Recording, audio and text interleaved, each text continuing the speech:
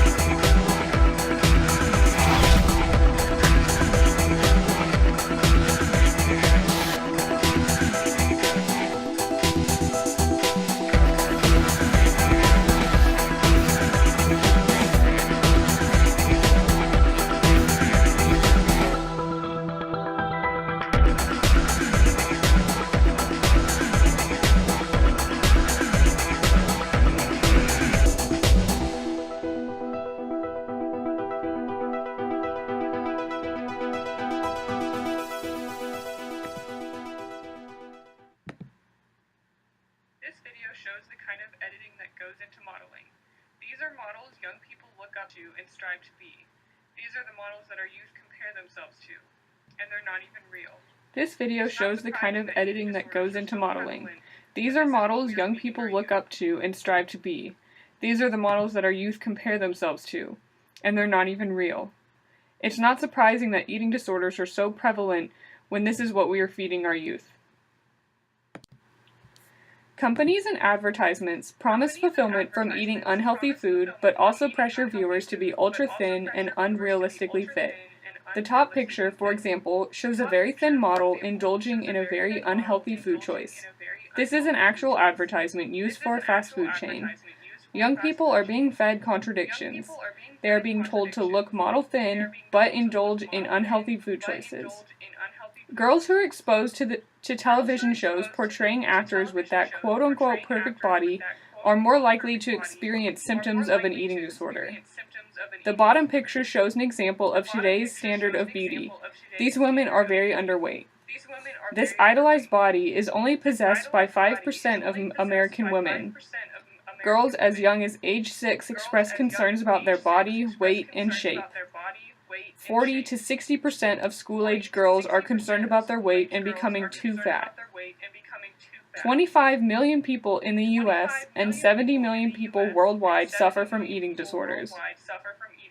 Numbers of diagnosed eating disorders have been increasing since the 50s. This increase may reflect clinical recognition of previously unacknowledged eating disorders.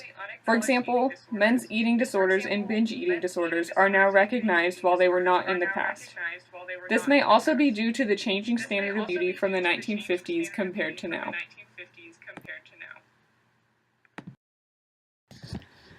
According to nationaleatingdisorders.org, these are some consequences of eating disorders. Anorexia nervosa has the highest mortality rate of any psychiatric disorder. Many people with an eating disorder experience more than one psychiatric disorder. Obsessive-compulsive disorder and depression are two common disorders that often go along with eating disorders.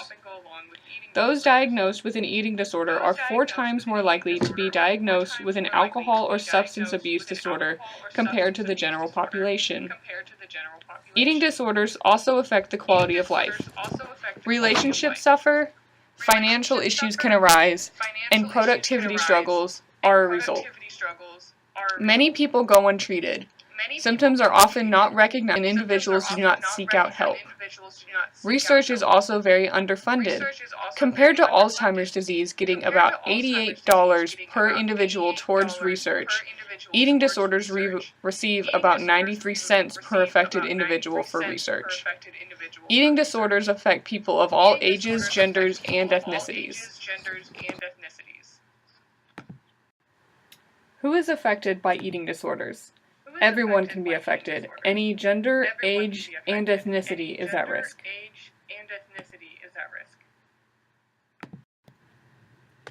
One's gender is a risk factor for developing an eating disorder.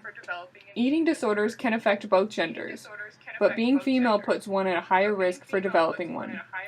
Men and women measure themselves against images in the media.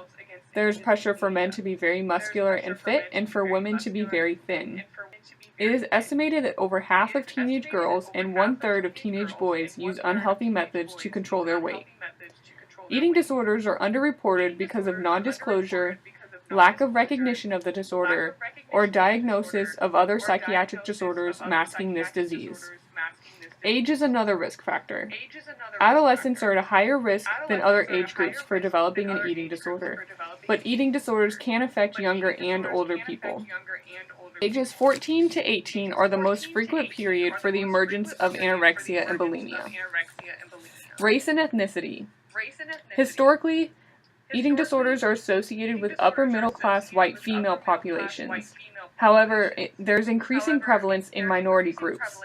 For example, first-generation college students and recent U.S. immigrants are experiencing increases in prevalence. Family characteristics and influences can be a risk factor as well.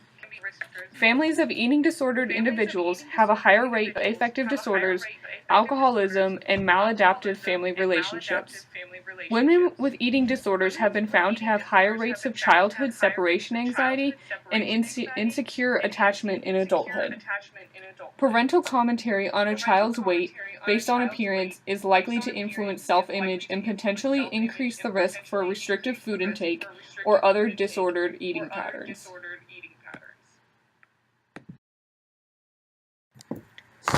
Anorexia nervosa affects about 1 in 100 people and is 90% female.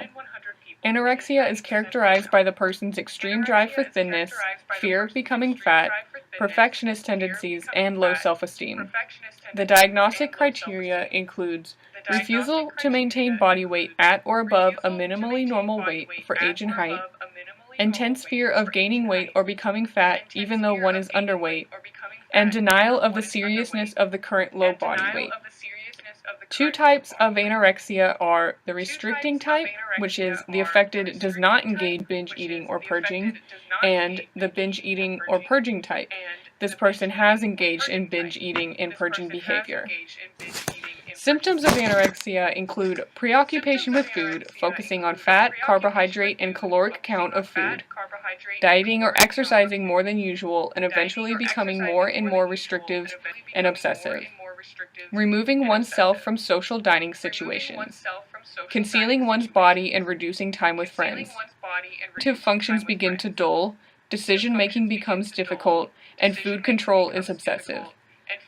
This person may develop other psychiatric disorders such as depression, anxiety disorders such as panic disorder or alcohol or other drug problems, elevated risk for obsessive-compulsive disorder.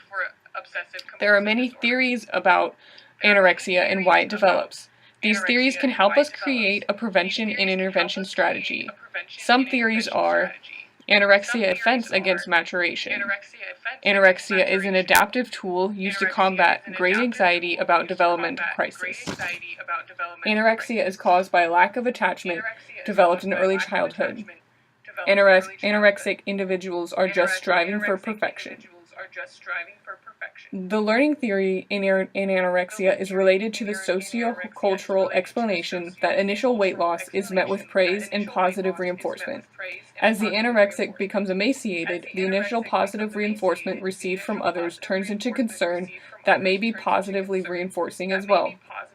Internal reinforcement operates simultaneously as the anorexic prides him or herself on self-control. The control issues escalate as they resist others' attempts to feed them and refuses external intervention.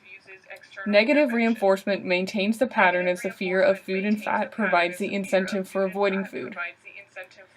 Those affected with anorexia just want to gain control and independence from a critical and controlling parent.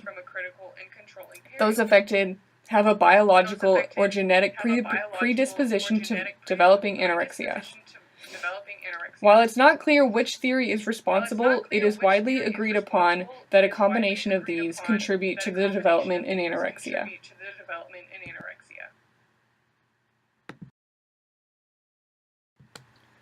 Bulimia nervosa.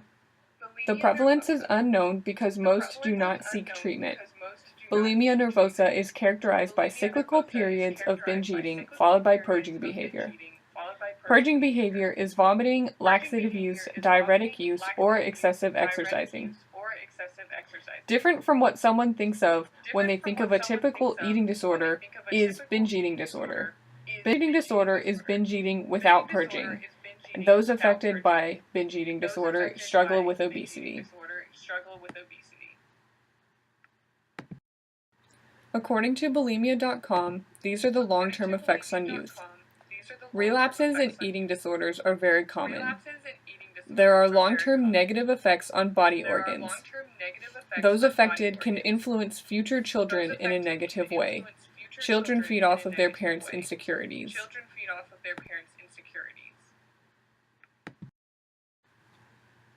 There are two types of prevention, primary and secondary. Primary prevention curtails the development of eating disorders in unaffected individuals. Secondary prevention detects early warning signs of eating disorders and encourages treatment for those in the early stages of the disorders. Prevention is aimed at individuals, families, schools, and communities, and is geared toward the risk factors associated with the eating disorders, not necessarily eating disorders in general. Risk factors are identified as body dissatisfaction, weight concerns, internalization of thin ideal, dieting behaviors, media influences, peer teasing, and unhealthy weight controls. Individual prevention includes educational programming. This is the most common approach to preventing eating disorders at the individual level. Teachers, parents, and school personnel need to be educated on the signs of eating disorders. Family prevention includes eating dinner together on a regular basis. This guarantees higher dietary intake, higher levels of psychosocial well-being, greater academic success, and lower levels of substance abuse. Family influence can also encourage eating disorders. Criticizing weight, focusing on thin idealizations, and having a history of eating disorders pose an additional risk for children to suffer from an eating disorder. Controlling, emotionally neglectful, and conflictual environments foster eating disorders. Children pick up on parents' emphasis on physical appearance of others. When parents judge others or children based on their looks, they are instilling those values into their children. 8 recommendations for parents to prevent eating disorders are: enhance parent support, decrease weight and body talk, provide a supportive home food environment, model healthy eating habits and physical activity patterns, help children build self-esteem beyond looks and physical appearance, encourage appropriate expression of feeling and use of coping mechanisms, increase parental understanding of eating disorder signs and symptoms, and gain support in dealing appropriately with struggles as a parent. In school, prevention programs are combined with other harmful behaviors. Most prevention programs target the students, but teacher and staff need to be educated as well. Programs that target the whole school and provide outreach to the larger community are highly effective. Self-concept, eating attitudes, and behaviors can be positively affected by these programs. One-time programs are less effective. At the community level, minimal effort is currently in place. These are difficult to implement at the community level.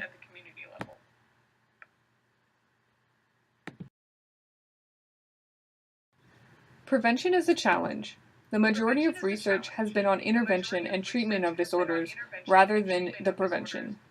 At the individual level, treatment is approached in different ways depending on the theory one believes. The initial consideration is the medical stability of the client. Consultation with a physician must occur during the assessment phase. Medical complications from eating disorders are very dangerous. It is imperative to monitor the client's physical condition. Nutritional restabilization is essential because of the cognitive and affective disturbances that result from starvation and/or binging. Counseling approaches include building a therapeutic relationship based on support and trust. Treatment should address the behavioral, cognitive, affective, and interpersonal disturbances as they apply to each client. Counseling is individualized. It is different for each client. Once goals concerning psychoeducation, nutrition, exercise, and physical health have been addressed, this could take a long time. Counseling moves towards maintenance of healthy weight and habits, as well as relapse prevention. Group counseling has been successful. Some research warns against it because of contagious behaviors, imitation, or competition, but group counseling reduces isolation and shame of their disorders. It develops interpersonal skills and challenges dysfunctional thoughts and behaviors. It is very effective after meals when anxiety is at its highest. Pharmacological treatment is gaining favor in recent years, especially for bulimia. Antidepressant medication is used to treat secondary conditions. This is most effective when used in combination with cognitive behavior counseling. There have been negative results when medication is introduced for anorexia because of compliance issues, nutritional defects, and factors intrinsic to anorexia. When clients are at a dangerously low weight, infant treatment is used. The program used should be specifically designed for eating disorder treatment. These programs focus on feeding and weight gain while also using broader psychosocial interventions. The patient should continue outpatient treatment the 12 months following hospitalization because the risk of relapse is very high. Internet resources provide helpful information to those who may be too ashamed to ask for help. Although accuracy is a problem, there are many pro-anorexia sites out there. Family counseling can be a powerful treatment component. It addresses the distress created in the family by the eating disorder. It can intervene in any dysfunctional interpersonal relationships. Common issues in these families are overprotection, hostility, and stringency. Goals of family counseling include communication, support, distorted thinking, responsibility, and reestablishment of boundaries. In the school, referrals to eating disorder experts are made. The community effort is minimal because of the perceived rarity of this disorder.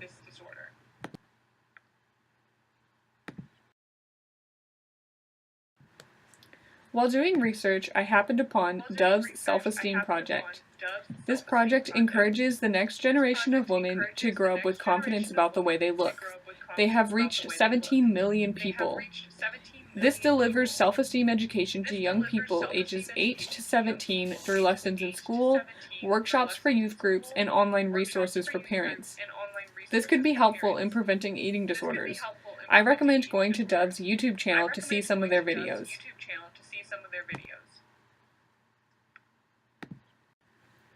I would love to read any comments or questions you have in the comments below. Thanks for listening.